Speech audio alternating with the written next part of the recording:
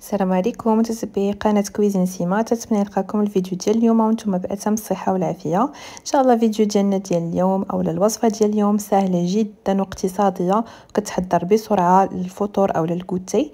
المكونات ديالها بساطين بزاف، وكذلك المذاق تيجي رائع جدا. غادي نحضروا مع بعضياتنا حرشه باللبن وبالحامض، كتجي زوينه بزاف وكتجي هشيشه كتذوب في الفم. فنخليكم مع الفيديو بلا ما نطول عليكم باش تعرفوا على الطريقه ديال التحضير مع المكونات. والا كنتوا اول مره كتزوروا القناه ما تنساوش انكم تشتركوا فيها وتضغطوا على زر الاشتراك والجرس باش دائما توصلوا بجديد القناه. ونخليكم مع الفيديو.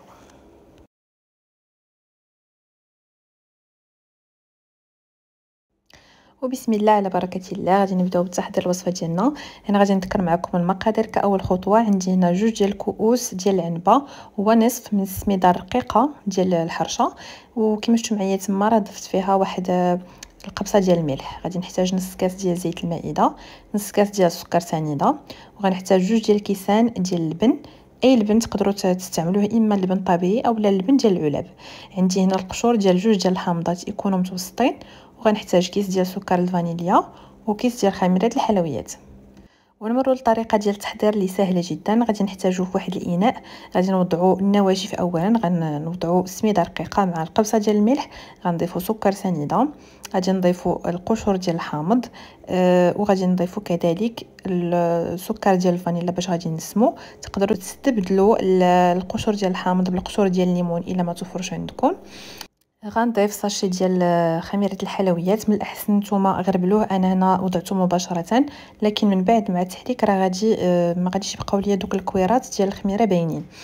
هاد الطريقه هذه اولا هاد الخطوات بهاد الطريقه كيخلي لنا بان دوك القشور يعني كيزيدوا كيعطيو هذيك النكهه ديالهم اكثر، بحال يعني كيتلبسوا مع ديك السميده، وكيجي المذاق ديالهم باين اكثر ما اذا ضفناهم يعني مع السوائل. اذا كما شفتوا معايا هنا تنخلط مزيان بهذه الطريقه، يعني ما يبقاوش عندي دوك الكويرات باينين ديال الخميره. صافي من بعد غادي نضيف زيت المائده، وغادي نعاود مره اخرى نحرك هكا مزيان، اولا تقدروا تستعملوا يديكم هكا حتى كتلبس هذيك السميده مزيان، كتلبس لينا بالزيت على هذا الشكل هذا. فراه هاد الحرشه الطريقه ديال التحضير ديالها سهله جدا، وكما شفتوا معايا مكونات اللي بساطين، والنتيجه اكيد راه كتجي زوينه بزاف.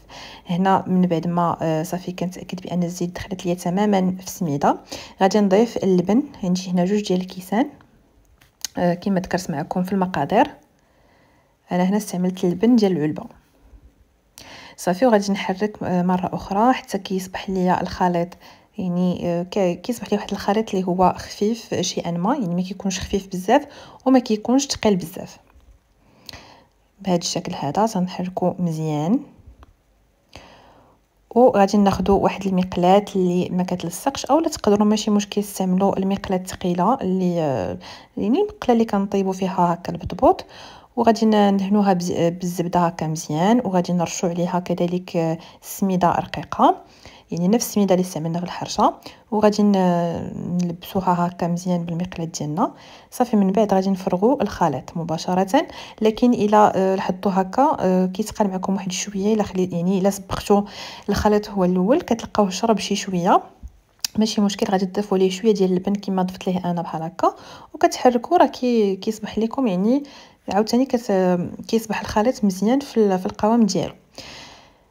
لكن من الاحسن نتوما يعني سبقوا هكا المقله هي الاولى تكون يعني مدهونه مزيان، وحطوها على جنب، عاد خلطوا الخليط ديالكم.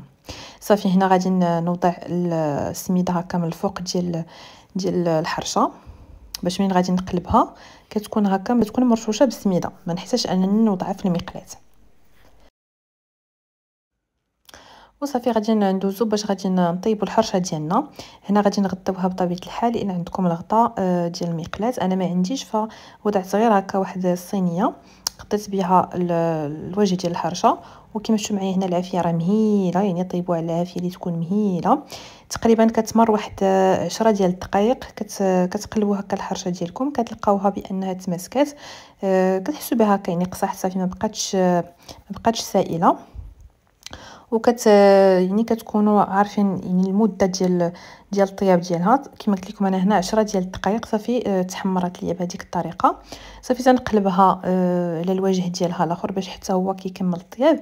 انا دهنت المقلاة بشويه ديال الزبده باش كتجي يعني حتى الوجه الاخر ديال الحرشه كيجينا مذهب، ويعني كيجينا نفس اللون ديال هذا الوجه هذا اللي كتشوفوا امامكم.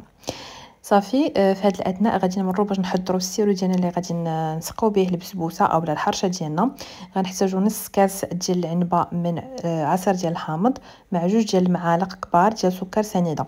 تقدروا الا بغيتوا تجيكم هذه الحرشه حلوه اكثر، انا بالنسبه لي ما يعني المذاق ديالها يعني جاني يعني هو هذاك، لكن اللي كيبغي الحلاوه شويه زايده ممكن تضيفوا حتى 4 المعالق ديال سكر سنيده في السيرو، او لا تضيفوها في المكونات ديال الحرشه. يعني في عوض ما تستعملوا نص كاس ديال سكر سنيده غادي تستعملوا كاس الا ربع من السكر. صافي هنا بعد ما كتبرد لنا الحرشه تماما غادي نسقيوها بالسيرو وهو سخون، يعني اما تكون الحرشه سخونه والسيرو بارد اولا العكس، ما يكونوش بجوجهم باردين وما يكونوش بجوجهم سخان، يعني باش ما يجيكمش الحرشه ديالكم معجنه.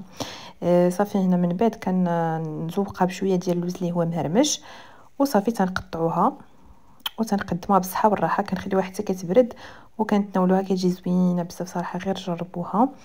مذاق كيجي منعش وهداك الحامض كيجي باين مزيان فيها، وكما شفتوا معايا كتفرتت وكتجي كتذوب في الفم.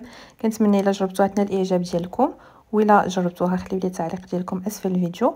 كنتمنى تعجبكم الوصفه ديال اليوم، والى وصفات قادمه ان شاء الله، وبسلامه عليكم.